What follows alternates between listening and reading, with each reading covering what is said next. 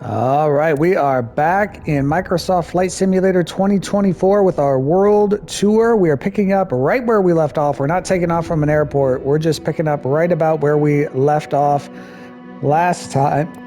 Last time. We'll hit ready to fly here. We were flying along this coast here. Let's get everything back to where it should be. As I'm filming this, it is Friday, January 16th, 2026. It is 7:53 p.m. Eastern Time. I've obviously changed the time on here to be just after 9 a.m., I think. We're starting with the first part of flight number 8. We are in Haiti, just about to cross over into Dominican Republic, though. We will be listening to the Tony Kornheiser Show, as we often do. From this week, we'll have the Monday, January 12th episode, the Wednesday, January 14th episode, and the Friday, January 16th episode to listen to. Please subscribe to the podcast. It's great. Tony Kornheiser is amazing. Even if you don't like sports, it's a great podcast. Things going on in the world. Well, let's not get into the news because that's pretty depressing, but things going on in sports. We've got the the divisional round of the playoffs, the NFL playoffs happening this weekend. My 49ers play, look at the cliffs here. My 49ers play the Seahawks in Seattle. They'll probably lose, unfortunately. They lost to them just a couple weeks ago. And then we've got the Rams playing, the Bears. And then in the AFC, we've got the Patriots playing the... I can't remember who the Patriots play. The Texans play the Broncos, I'm pretty sure. And the Patriots, who's the other AFC team still left? Let me pull up ESPN.com real quick. I should know this off the top of my head. NFL, we've got San Francisco, Seattle, Houston, and New England play each other. So I was wrong about that. Denver plays the Bills. So those are the games happening this weekend. This is Friday, so the first 2 games are tomorrow. The last 2 games are Sunday. We've also got the College Football National Championship on Monday between Indiana and Miami. Got some college basketball games tomorrow and over the weekend. Nebraska, number 8, Nebraska, undefeated Nebraska, which is insane to say in college basketball, well, in any men's sport for that matter. We play at Northwestern tomorrow. So hopefully they can continue to win, keep the undefeated start going. And who else? Who does Duke play tomorrow? If I can get this to change, there we go. Nebraska plays at Northwestern. Duke plays at Stanford. So we'll see what happens there. But let's get to the Tony Kornheiser Show from Monday, January 12th. Here we go. Hey, it's Tony. On today's show, we will talk to what we expect will be an elated Michael Wilbon after the Bears' huge comeback win over the Packers. We'll also chat with Bob Kravitz about Indiana's historic run to the college football championship game. But first, how about a little commerce? Avoiding your unfinished home project. And he was playing golf, and he said, why don't you ask me about playing with John Rahm? And I went, what? What? John, you played with that John Rahm? Is there another John Rahm? I don't know. There's got to be another John Rahm, but yeah, no, I played with that John Rahm. How did that happen? You know, they needed a fourth at the local muni, and you just show up to the first tee? Yeah. The Tony Kornheiser Show is on now. It's awesome that he played with John Rahm. So great. Awesome that he played with John Rahm. All right, we have a few things to get to. 4 for 2. Yeah. Number 1 handicap hole. Yeah. Oh, yeah. He did well. He won the hole. What was he getting, like 28 shots? 28. I would ask for 35. 36, actually. I would. I'd serve 36. Might not still be enough if you have to put everything out. No, I can't. I mean, this is John Rahm we're talking about. All right, let's get to a few things here. Let me first talk about the football. This is one of the great seasons ever that I can remember in the NFL, because you don't know who the best team is. There's no team out there that has declared itself the best team. And the 5 playoff games that were on Saturday and Sunday, 4 of them went down to the wire. Yeah. 4 of the 5 went down to the last play. I mean, you cannot ask for more than that. The one that didn't, the night game last night, New England. Okay, it didn't. Yeah, it was close, but it was not. It was not the world's greatest game. But no. It doesn't matter because the Rams game, down to the final minute. The Bears game, down to the final minute. Who beat Jacksonville? The Bills. The Bills game, down to the final minute. 49ers over the Eagles, down to the final minute. Come on. I mean, this is all that you can ask for. And now there's 8 teams left. And, you could put 10 people in a room, and those 10 people, not 4 of them would pick the same team to win. You're not going to be surprised whoever wins. Because I think that they've gotten rid of, I thought the Chargers were not really contenders. And I'm assuming that tonight the Texans are going to beat the Steelers, because I don't see the Steelers as true contenders. If it doesn't happen, it doesn't happen. But the rest of them, you can put them in a hat. You just don't know. I mean, if you ask me what I'm most surprised with, I'm most surprised San Francisco beat Philadelphia. Yeah. Philadelphia. Now you could say, well, aren't you surprised that the Bears won coming back from 21-3? Sure. But the Bears had beaten the Packers in Soldier Field like 3 weeks before. So that is not as surprising to me as San Francisco beating the defending Super Bowl champions in Philadelphia, where they had won 5 straight home playoff games. And when they get another injury so early in the game. George Kittle. Kittle, who's so like with the great tight end. Yeah. I don't know how they go on and win. I don't. They go to Chicago, right? Yes, they go to Chicago. We'll find out what Wilbon has to say, but I think he's got to be. That's the best draw he can get. It does feel like it now, but it did feel like as you're watching the game that the Eagles were just imploding. The argument on the sideline with the coach. I don't know why they just said the 49ers are going to Chicago, because they're definitely playing Seattle. He's been that person all year. I mean, And by the way, I wonder if his thoughts were on something else when he drops that third down pass. Yeah, that's sorry, coach. Yeah, that's the pro pass. Yeah, got to get that. Yeah, I mean, as he screams all the time on TV, always open. Okay, but you were open, and he got you the ball. Yeah, and he dropped the ball. Yeah. So that's one thing to talk about. On a sad note, we need to note the passing of Bill Livingston, who is our friend and was on this show and was on previous radio shows and was always a wonderful guest. He's a wonderful writer. He was a wonderful writer. I'm pretty sure that he was the Grantland Rice Scholar at Vanderbilt when he went to undergrad at Vanderbilt. He got a job in Texas. He's from Texas. I didn't know he was from Texas. Nothing about his accent or about his mannerisms ever told me he was from Texas. I knew him in Philadelphia when he was a scribe in Philadelphia. We're the same age. I knew him. He got a column in the early to mid 80s, I think, in Cleveland. He went to Cleveland, and Cleveland is a really good city to be a sports columnist in because people care. Yeah. And also over that period of time, they had LeBron James, who was, over the last 20 years, the best player in the NBA. They always had competitive football teams. Not great teams, but, a lot of heartache with their teams, and Libby was there to write about that. And they have a baseball team. The baseball team was pretty good and won a World Series when Livingston was there. I'm pretty sure they won a World Series. Did right? they? I thought, maybe they lost to Atlanta. Yeah. That was Atlanta's one World Series. They got to the World Series. That's right. Yeah. Right. And Hargrove was 95. Their manager there. Yeah. And Libby did all of that stuff and worked with people like Bud Shaw and Mary Kay Cabot and was a wonderful guy and a really, really good writer. And I want to talk about that. And now I want to talk about what almost happened to this show. What almost happened to this show is we didn't have a show today. Because what almost happened is you got to see the Kornheiser boys at breakfast. Right, that's what almost happened. So on Saturday, stuff stopped working on my phone. And it said, look, I think you people know this by now. I don't know what your phone's been listening. I don't know what Wi-Fi is, and I hate my phone. And they update it all. I believe, as you've said in messages to people, I don't know Wi-Fi from hi-fi. I don't know what Wi-Fi is. But we didn't have Wi-Fi. And, Carol would say to me, well, go into settings and press this. Okay. And nothing happened because I don't know what I'm doing. And I knew that something was wrong because in various spots in the house are these machines. Let's see, explain this one. Well, there are these white machines with colored lights on them. And if the light is... Are they routers? Yes. These are Eero Wi-Fi boosters. So it's going to give your house better coverage into some of the spots that are farther away from your router. Okay. So whatever Michael just said, I'm with that. And I noticed that they were red. Red is not the right color. You want the color to be white.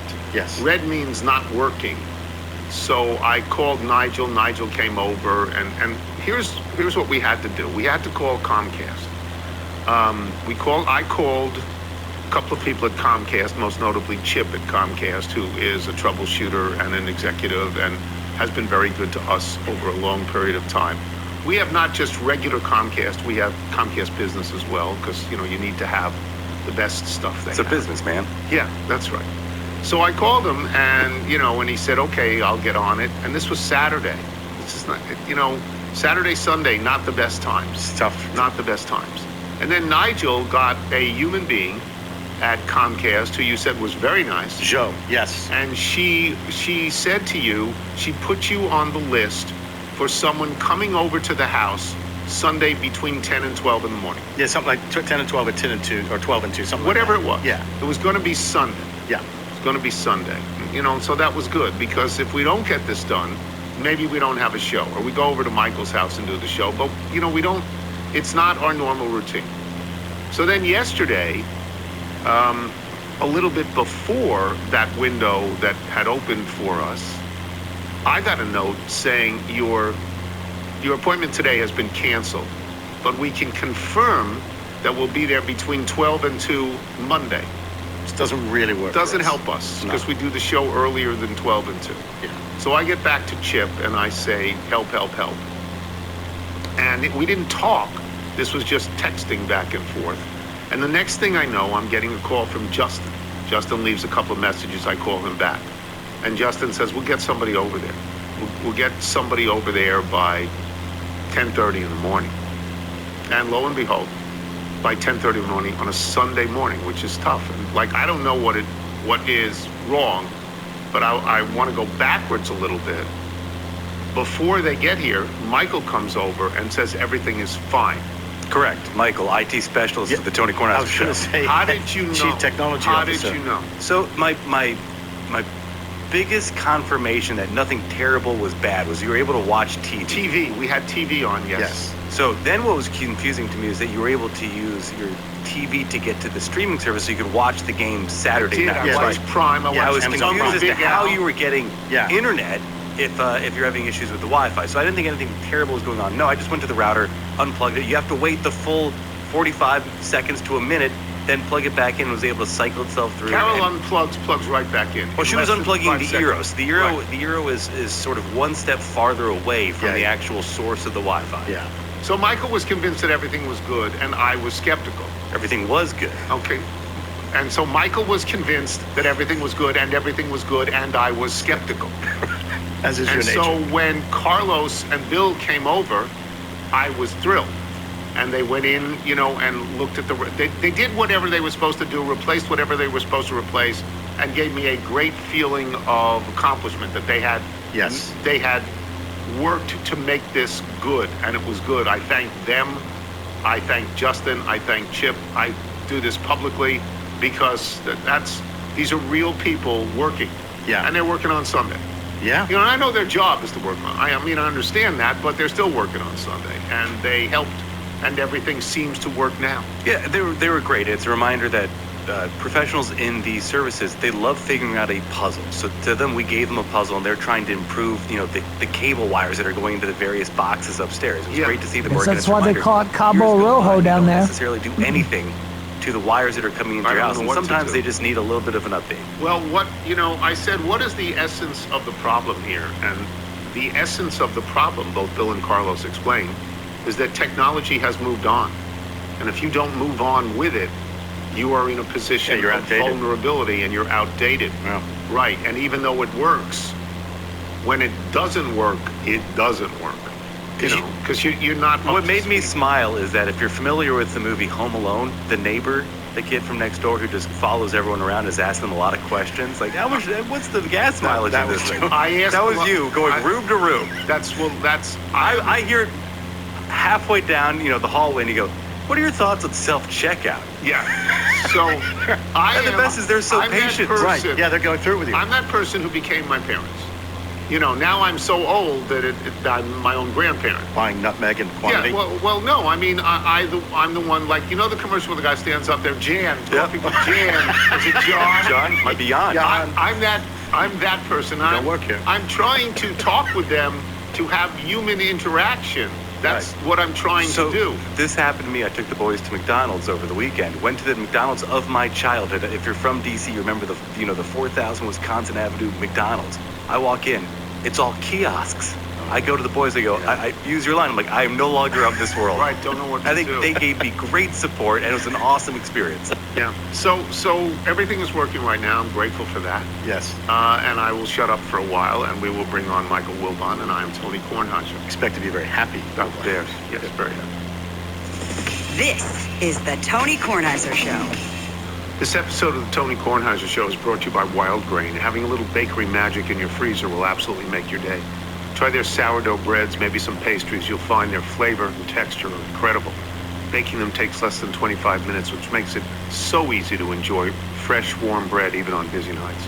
Wild Grain is the first bake-from-frozen subscription box for sourdough breads, artisanal pastries, I hope I pronounced that correctly, and fresh pastas. Everything is made with simple ingredients you can actually pronounce, slow fermented for better digestion, and packed with nutrients and antioxidants. No preservatives, no shortcuts, just real delicious food. Their boxes are fully customizable. It's a nice word. You can choose the variety box, gluten-free, vegan, or their new protein box. There's nothing like having an artisan bakery in your freezer to chase away the winter chill. And now is the best time to stay in and enjoy comforting homemade meals with Wild Grain. Honestly, once you try Wild Grain, I think you will love it. Right now, Wild Grain is offering our listeners $30 off your first box, plus free croissants for life. For life, when you go to wildgrain.com/Tony K to start your subscription today. That's $30 off your first box and free croissants for life when you visit wildgrain.com/Tony K, or you can use the promo code Tony K at checkout. I read that straight. I didn't make any comments. I'm waiting till the end to make the comments. This stuff is great. Michael, I had croissants, you had croissants, I had muffins. The stuff is great. That's great. You stick it in the oven. When it's done, it's fat. It makes your house smell like a bakery. Yeah, this stuff is really good. Wild Grain. I mean, I feel they wrote the ad. I should read the ad and then I should comment. Yeah. You know what? The kids loved it. Kids right? love it. They had the chocolate croissants, but I love this idea for dinner. You know, this is the season of go to the freezer, see what you have. It doesn't take that long to do, and it's really good. It's really good. Starting a business can seem like a daunting task.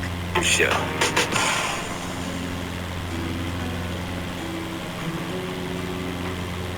This is Aubrey Dale. We played Aubrey Dale's music last week. We have more music. Yes. And it's good music. It's really good.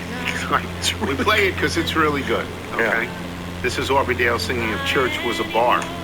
And we will have another song by Aubrey Dale later in the show. Plays in Michael Wilbon, and before we get to him, we read from Ben Carton, not Carton, the official, unofficial senator of the Tony Kornheiser Show. After last night, I don't know if I'm allowed to be happy. As a Bears fan, I am so used to feeling defeated, especially at the hands of the Green Bay Packers. I was there in 2010 and have watched so many Bears games over my lifetime that I don't know how to feel happy. The usual feelings of angst, anger, depression, and sadness are what us Bears fans are used to. Beating the Green Bay Packers in a playoff game is euphoric. Please ask Mike if I am allowed to finally be happy and have some modicum of faith regarding this team, and if I could be added to his infamous text chain. Also, it'd be nice if they showed up before the fourth quarter moving forward. How much of your feelings does that express?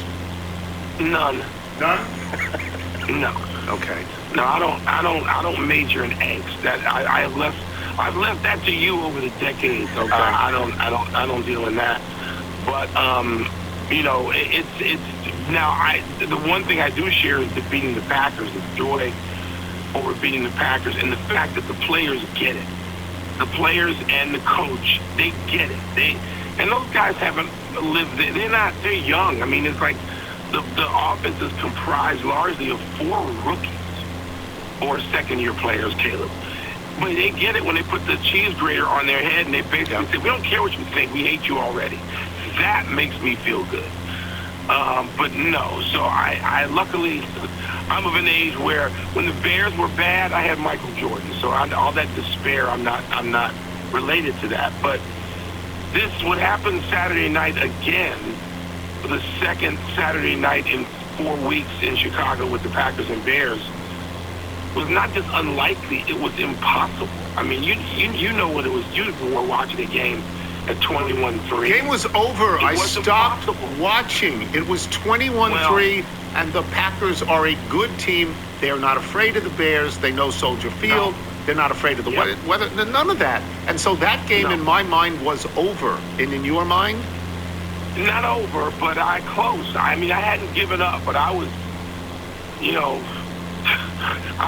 I was on the edge of despair, at least for one night with that team. And look, the Bears, you can make the case, and it's easy too, that they're a year ahead of schedule and that sort of thing. But when you're having a magical season, and this is magical for them, I don't expect to ever have another season like this, even if they become routinely good. And the Bears have had a spell where they own the Packers as well in the 80s and early 90s before Brett Favre. But the way they're winning these games is not possible to every week be down 2 scores in the fourth quarter and come back and beat good teams, which they've done. And that's an amazing. That's probably the most amazing win singularly in Bears history. So I had written down in a question, and I'd use that exact word, amazed. I was going to ask you must be amazed by this season. You had no right to think that when this season began and you feared they'd be 0-5, you never could have imagined they'd be here. Never. You couldn't have. Nope. Not 1 minute. I didn't. And so I didn't start off this season with any of the angst that was described earlier, because it was like, okay, they're going to get better. How much better? And how soon? And so maybe this starts in October, Halloween. Maybe they're better. They're not going to make the playoffs, but, they can get better. They'll have another draft. I trust the process and the people doing that. And then next year they can be in the mix, whatever that means. So, no, I didn't have this in mind. And a game in which most of us were close to have given up. I mean, the people in that text chain includes former Bears players. And I don't think I asked them the question, had you given up? But the tone of it was, okay, they're not ready yet. There's a lot more to do here in terms of personnel, in terms of preparation. We don't have a defense yet. And the one thing we do understand in Chicago is defense. So that was, in Soldier Field, Tony, I sent you something from a young Bears beat writer. That it was shaking. I've never felt this. It was shaking. And and Al Michaels, who was not a young Bears beat writer, but a person who has covered 31 games himself, called 31 games in Soldier Field. And Soldier Field is not some place built in the 50s like RFK where it could shake. No. Soldier Field is concrete, and it's built. It's 100 and let's see, it's built in 1914. So we're talking about a place that's 112 years old. Yeah. And it was shaking, literally. And I'm going to go there this week. I want to go see Bears, Rams. I don't know, if we couldn't, if the Packers carved us up, it would make sense that the MVP of the league, Matthew Stafford, would carve us up. I'd like to be there in person to see it. So the point I want to make is, even if the Bears had lost this game at home to the Packers, you would walk away from this season saying that was a great season. We had great, right? You would have. We had great progress. Absolutely. Now, I hate to say this, now you can actually think about winning the Super Bowl. You can. There's 8 teams left. There's only 8 yet. I know, but you realize when I looked at, when I do my wake up every, at 4 in the morning now to look at Bears news, or 3 in the morning, I'm looking at the odds to win the Super Bowl. The Bears are last of the teams still left in the playoffs. Dead last. Really?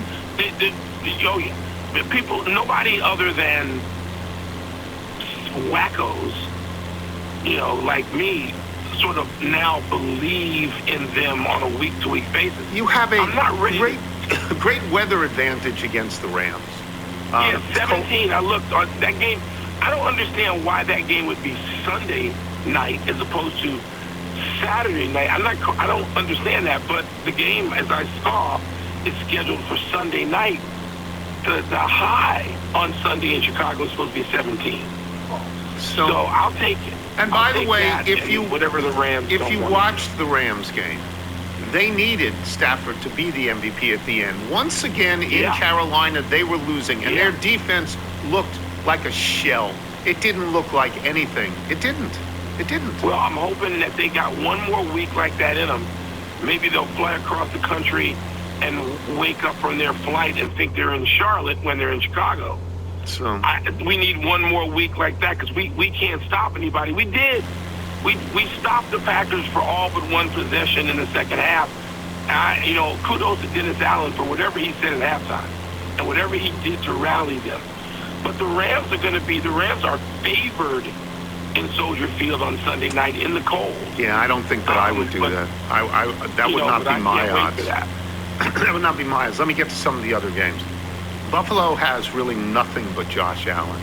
But boy, oh boy, Josh Allen, he did everything, right? He did everything in that one. Yeah, Josh Allen may not be the MVP this season, but he's an amazing dude right now. And physically, he's beat up, and he's going right through it. He's going right through the brick wall, and his teammates know that he's doing it, and they're willing to do whatever, bring whatever they have left on his behalf. And I don't know if Buffalo can go out to Denver and win at altitude out there, but that's a wild situation.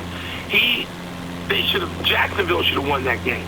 100%. And Josh Allen himself willed his team that game. And so does he have another one in him? I don't know. At Denver's going to be difficult against that defense.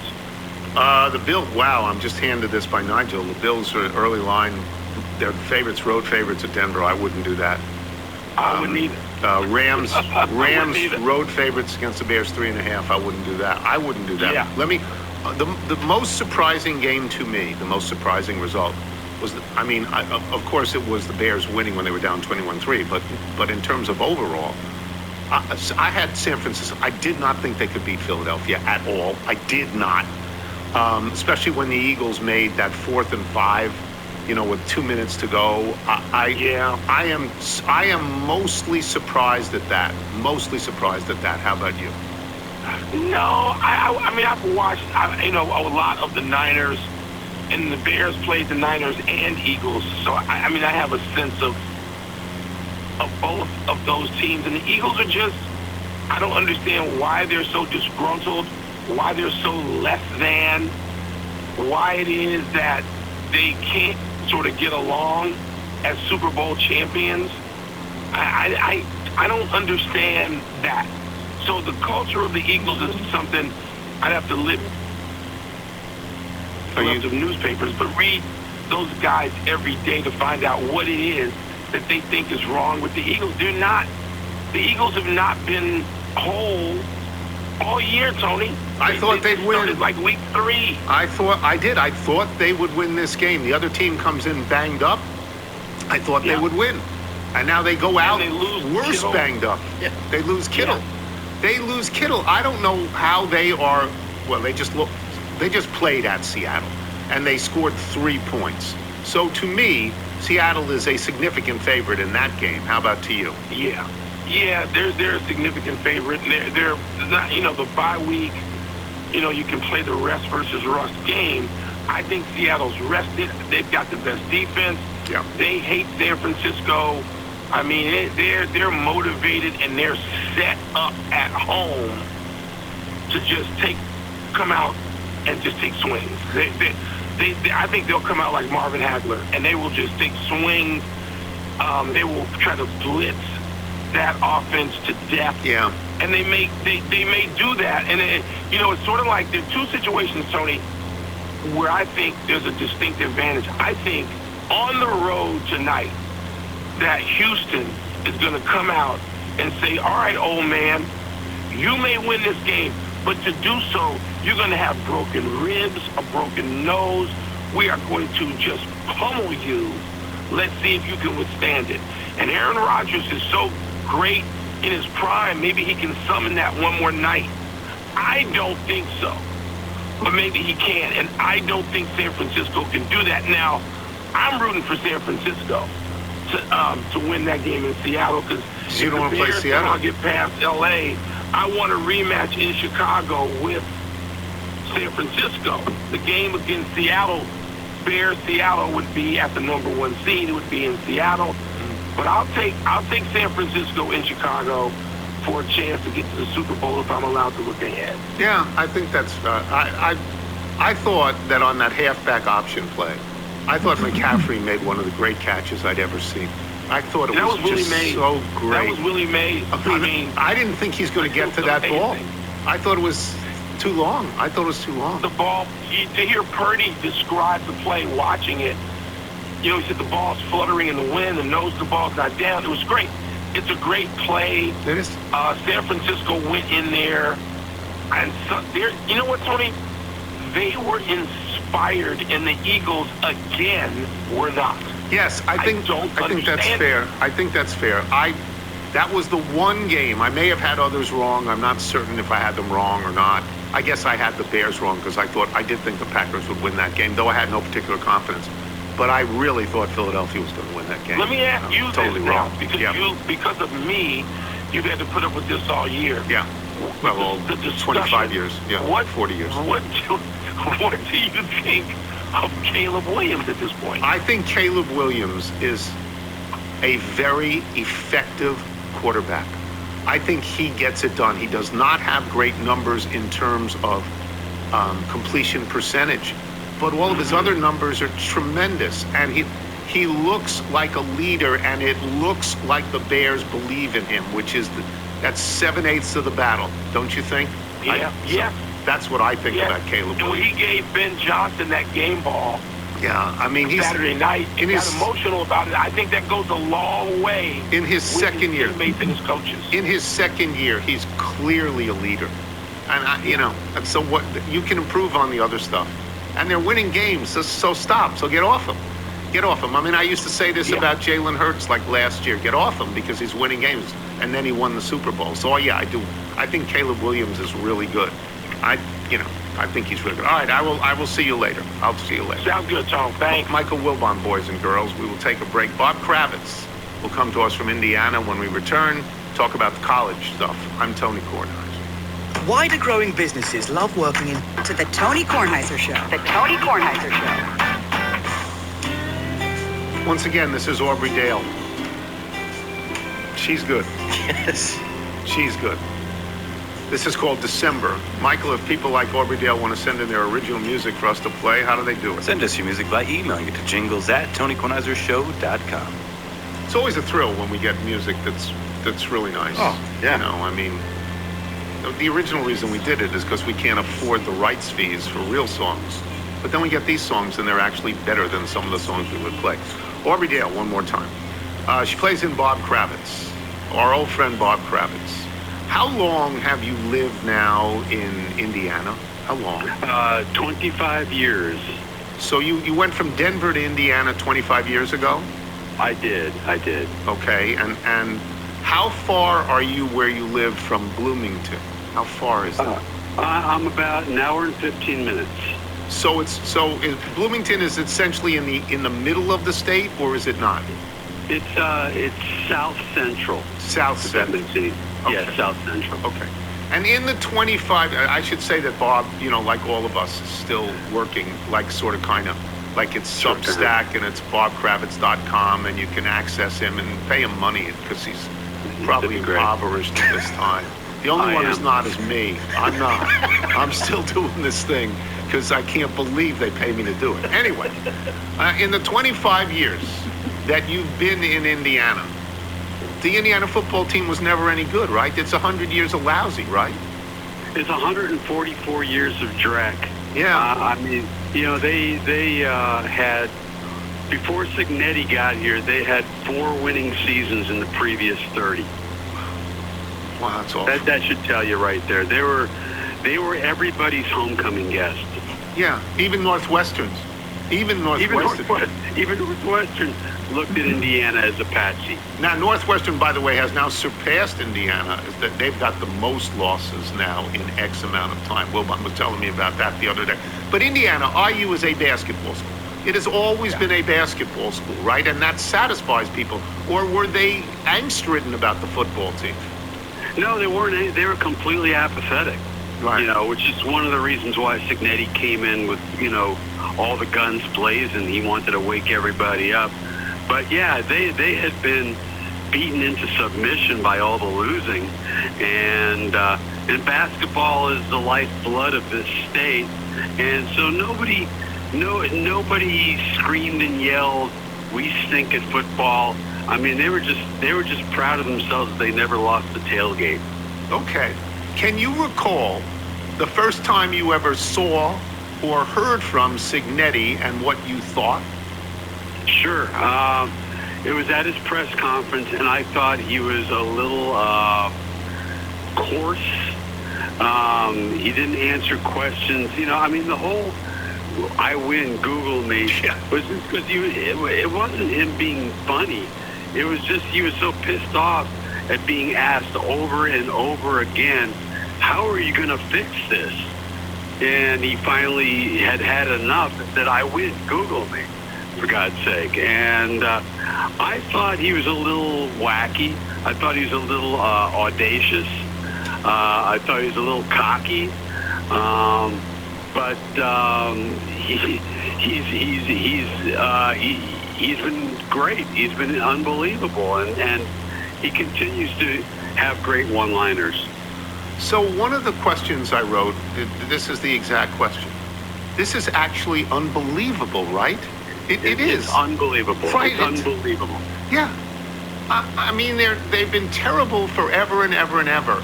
And overnight, this guy comes in and he brings D2 players. He doesn't even have D1. How did he do this? Well, I mean, he got a lot of guys from, group of 5 schools, a couple of FCS. Right. I mean, he's taken. You look at the talent disparity. All the 5 stars at Oregon and Alabama, and Indiana doesn't have any 5 stars. They've got 2 4 stars.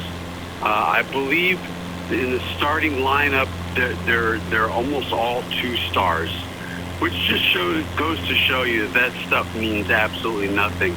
And it shows you the importance of really elite coaching.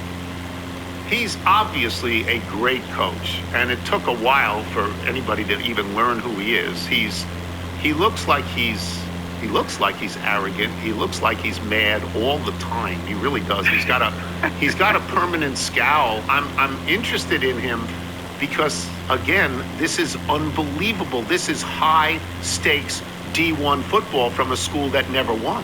It's amazing.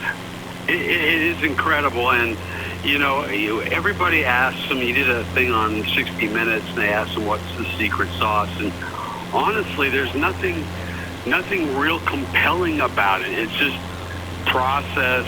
All the buzzwords you hear from coaches, all the buzzwords, and I don't think there is a secret sauce. I think he just accountability, process, all that stuff that you hear from every single coach. They do all the basic things right. They don't beat themselves, ever. Do you think it's possible, I'm just wondering, that because he does not have 5 stars, that he has people that are not so highly recruited, that they are more willing, those players are more willing to do what the coach says to them than guys who are such stars that they'd say, "I'm going to pros, I don't need this junk"? Right. I think there's a point there. These are a lot of kids who want to be coached, who know they need coaching, and they seem to be very receptive to it. And they play they just play so beautifully as a team. The complementary football is off the charts.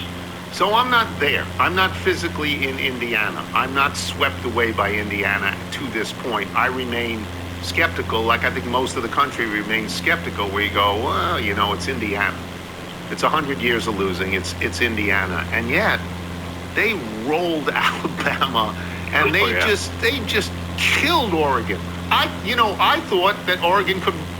I didn't say would. Wilbon thought they would win the game. I thought they certainly could win the game because I've noticed how these rematches go, and that Dante Moore just lost $50 million in that game, don't you think?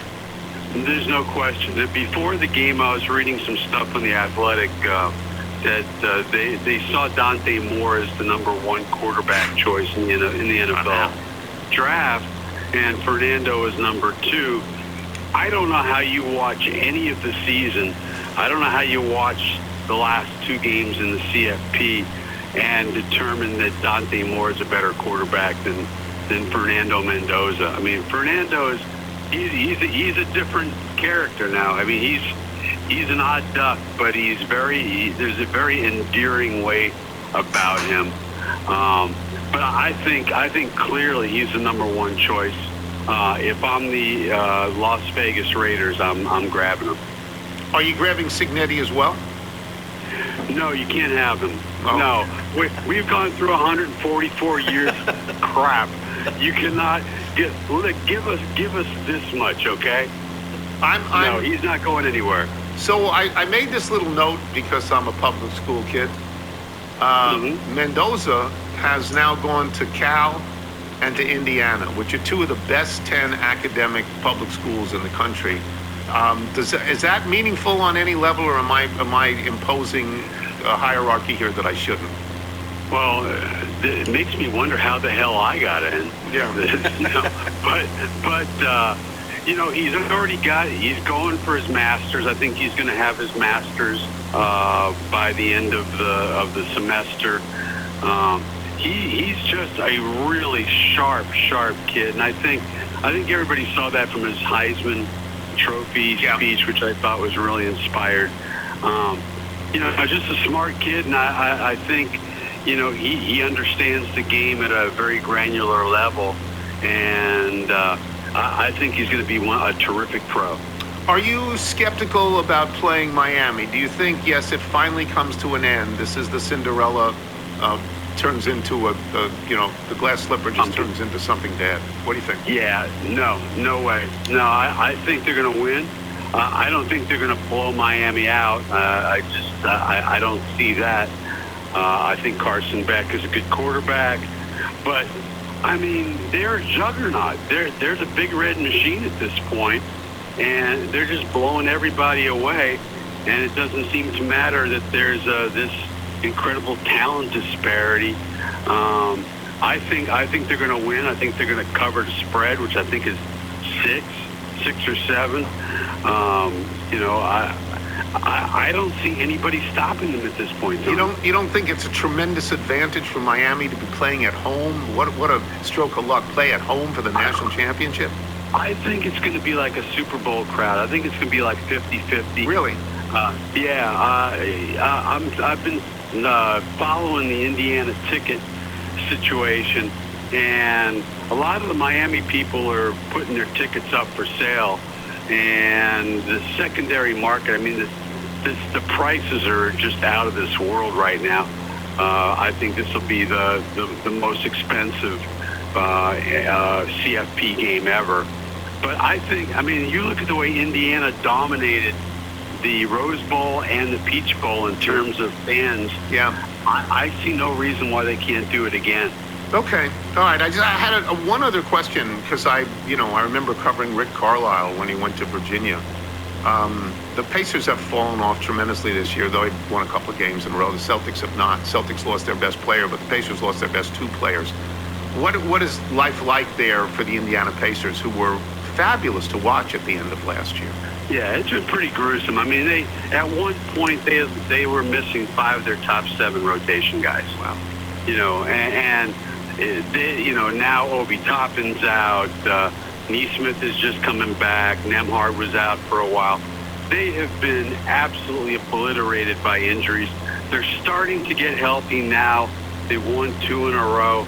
But this is going to be like the 1996 San Antonio Spurs, who lost David Robinson and Sean Elliott, and won the lottery and got David Robinson. Now the one lot they got Tim Duncan, right? Tim Duncan, excuse me, yes, Tim Duncan, thank you. Yeah, and that worked out because they won 4 titles. That worked out pretty good. So I think the Pacers are in a great position right now, as painful as this season's been. All right, well, thank you so much for being on. Again, people can read you at bobkravitz.com, and maybe we can make you $1 or $2 doing that. Thanks, Bobby. Thank you. Thanks, man. Bob Kravitz, boys and girls. We will take a break. We will have email and jingle when we return, and I am Tony Kornheiser. I had that dream again. My small business needs to hire, but I don't use it.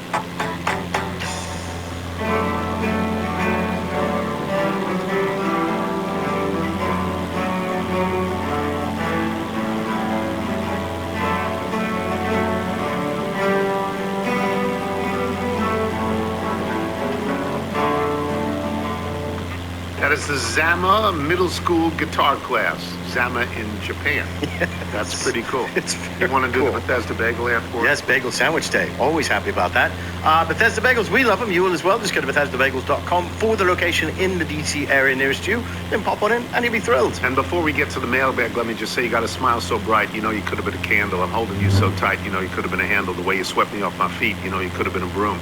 The way you smell so sweet, you know, you could have been some perfume. You could have been anything you wanted to, and I can tell the way you do the things you do. Those are the Temptations. That's one of the great songs of all time. I believe this is the anniversary of Berry Gordy founding Tamla Records.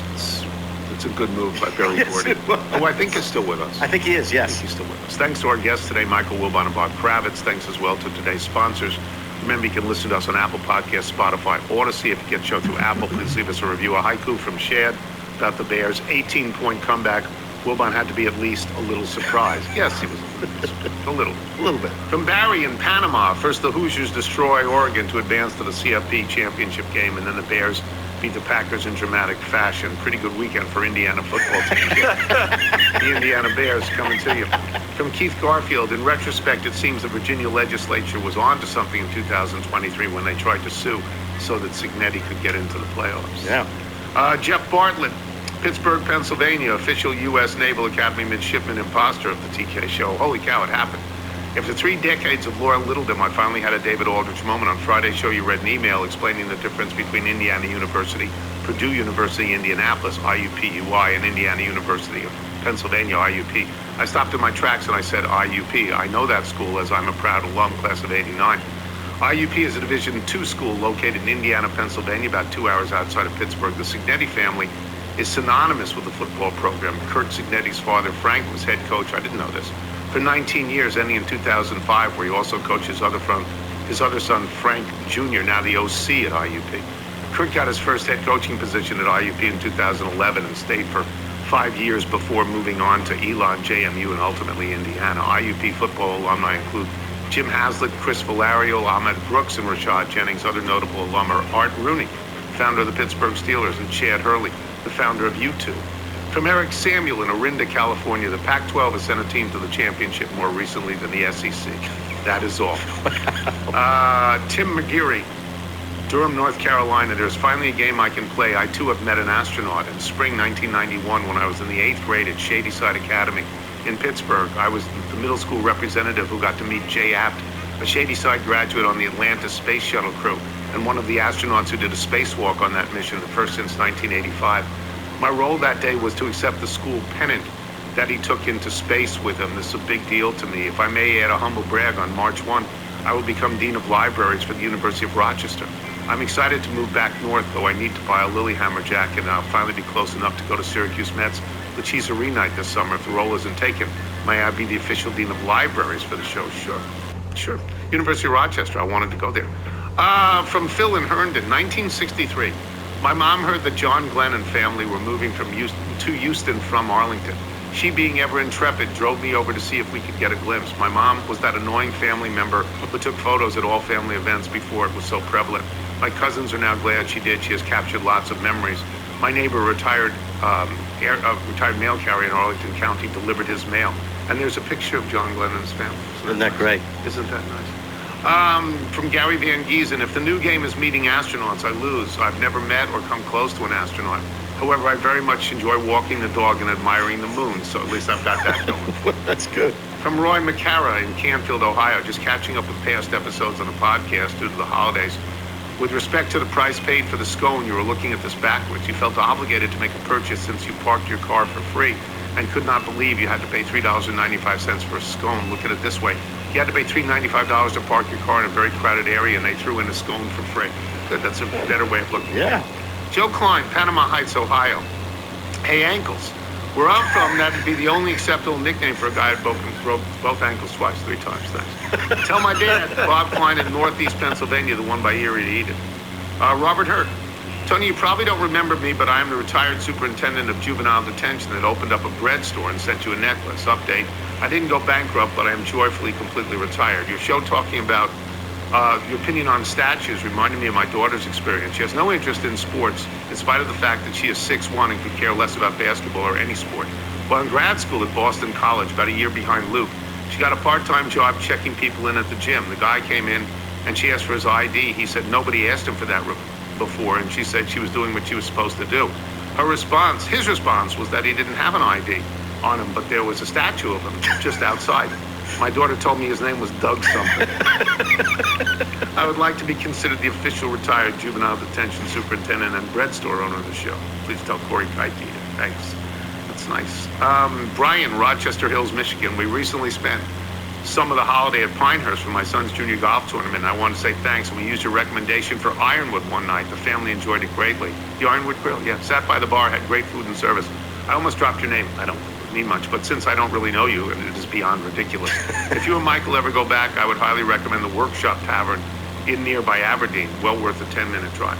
We go to the Holly Inn, too. Yeah. I like the Holly Inn very much. That gets the pork chop. From, Mark Hughes in Ashton, Maryland. Dear Skipper, I was thrilled to hear you play Brian Dunn's music on Friday's show. I have a 70-song music playlist that I simply call Cool Songs. It includes I'm Gonna Die Down Here by Brian Dunn, as well as So Glad You Made It by Fantastic Cat. Who is Fantastic Cat, you might ask? It is the supergroup consisting of Brian Dunn, Anthony D'Amato, Don DeLego, and Mike Montali, all very accomplished musicians. Thank you for introducing your listeners to so many great artists. Logan Pitter. I'm a 12-year-old boy from Dublin, Ohio. My dad introduced me to your show in PTI about 3 months ago. He's a long-time littlest, kept me informed about all your inside jokes so far. My favorite part of the show is Wednesday when Nigel goes down to the zoo and gets pictures from Reginald. I'm very tech-savvy. I'm frequently helping out my grandma with her phone. I'd be happy to assist Michael with his struggle against your phone. I really like your show in PTI so far. So far. So far. Andrew in Innisfil in Ontario in Canada. We're experiencing some midwinter thaw today, melting the 5-foot-tall mounds of snow off our lawns and driveways. What's more, we're getting rain shortly, and the wind will be gusting over 70 miles an hour, kilometers per hour. I don't know what that means. It's a different way of measuring things. Chances of our sewer drains being overwhelmed are increasing by the minute, and I find myself staring out the front window, scowling, as though the impending storm might be just intimidated enough to pass us by. Am I doing it right? Any tips? No, I don't. David Epstein in New York. Nigel is indeed correct. Dialing for Dollars was a mainstay of local television in the 60s and 70s, having originated on radio in your relative backyard of Baltimore.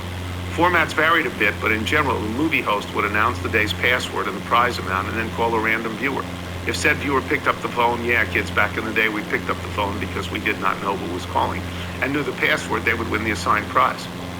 While the segment appeared on dozens of local stations across the country, likely its most famous host, coincidentally also in Baltimore, was one Oprah Winfrey. Wow. Oprah was working at WJZ as a co-host of the talk show People Are Talking. For my money, the most memorable version of Dialing for Dollars was when SCTV parodied the show. The humor peaks when station manager Mo Green, not that Mo Green, brilliantly portrayed by Harold Ramis, calls him Mr. Paul Pope, only to discover that he's actually reached Pope Paul. Spoiler alert, the Pope was not watching the station and fails to collect prize money. From Marco Frank in St. Albans, England, I was rather hoping that when you did speak to Mr. Sherman, the conversation would have gone like this. You can have my answer now if you like. My final offer is this: nothing. Not even the cost of the difference between the new price and the old price, which I would appreciate if you would put up personally. And from Dina, near Denora. Just now, my washing machine said it was doing a software update. I'm afraid to do another load of laundry now. Watch out for the dishwasher. If you're out on your bike time, everyone is always do wear white. How much weight do you think I could bench press? Just make a guess, ballpark figure.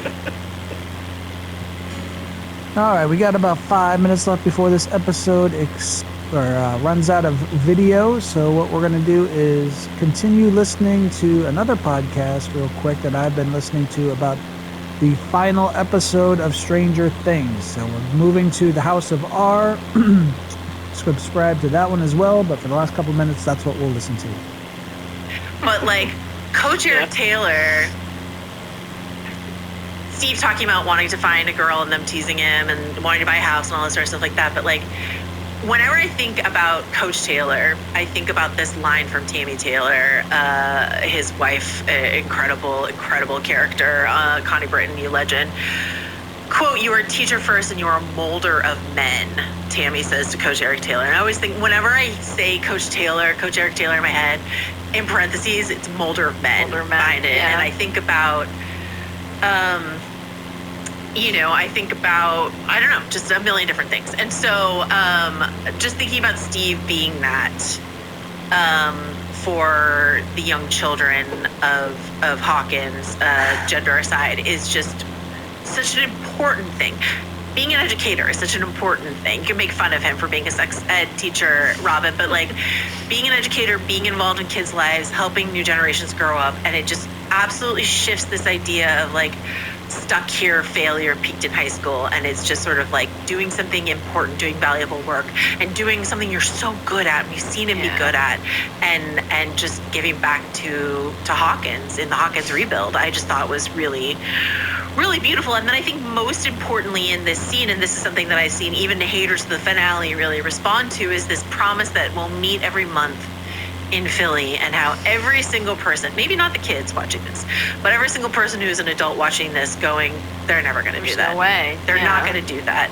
They're going to say that they're going to do that, and maybe they'll do it once, but they're not going to do it. And these friendships end and people drift, and that's okay. It's a thing that happens. But that hope of like, we won't drift. We will keep it together. No one else, that trauma bond that Jonathan was referencing in his proposal to Nancy, it was just sort of, it's referenced here again.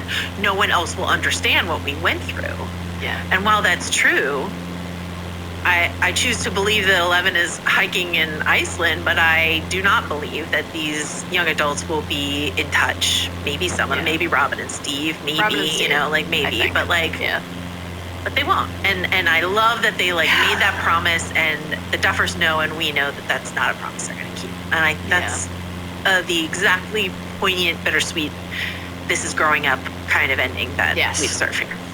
Yeah, I really agree. Beautifully said. I thought the scene was lovely. The emotion, again, another version of, you can feel that the performers are grieving the end of this chapter as well. All of them crying and saying what they missed. It's like, I really love what you're saying about Steve, ending up where he's supposed to be. And it feels like every one of them got their version of that. I still have some notes on Nancy's journalistic practices, so I'm not sure that dropping out of Emerson to go work at the Herald, I don't know how that's going to go for her. I did think Robin's like, you became a Navy SEAL note was maybe, it's worth thinking about if you're Nancy. But overall, just the emotion, and I love this idea of like, for Steve, he's there, so he's surrounded all the time by reminders of these people who left, and that's painful and it's sad, but also for the people who aren't there, then it's this absence of a different sort, and like everybody has their own version of that thing when you move on. And like the way you put it, drift apart, is just there's an inevitability to it. I had the same response watching it when they make this promise to each other that's like, I love that they want to believe that can happen, but you just know that it won't, and like they're mourning a thing that's already ended and that they've lost, and they're also kind of they're pre-grieving like this. They're trying to hold on to something that you can't keep in your hands forever, and that's just true, and that's just how life goes. And it doesn't mean that they love each other any less. It's just like that's part of growing up. There's this line that I quote all the time from the 6 Feet Under finale, right when Claire is trying to take a photo of her family, and her deceased brother sort of whispers in her ear, like, you can't take a photo of this, it's already gone. Every time I think about that, I just like, I get really upset, you can't take a photo of this, it's already gone. Like you can't recapture what we went through with Stranger Things. It's already over. So I don't know that the scene, I think everything that happens in the Wheeler basement is perfect. I don't know that I thought this rooftop scene was like perfectly executed. I think there were like some inert spaces in it, but when I thinking about it makes me really emotional, and I just thought that was really good. Hopper and Joyce finally go to Enzo's. Mallory, take it away. A lot has changed over the years. Hopper's ability to pronounce the name of any given wine, not one of those things. So that's nice. There are some constants.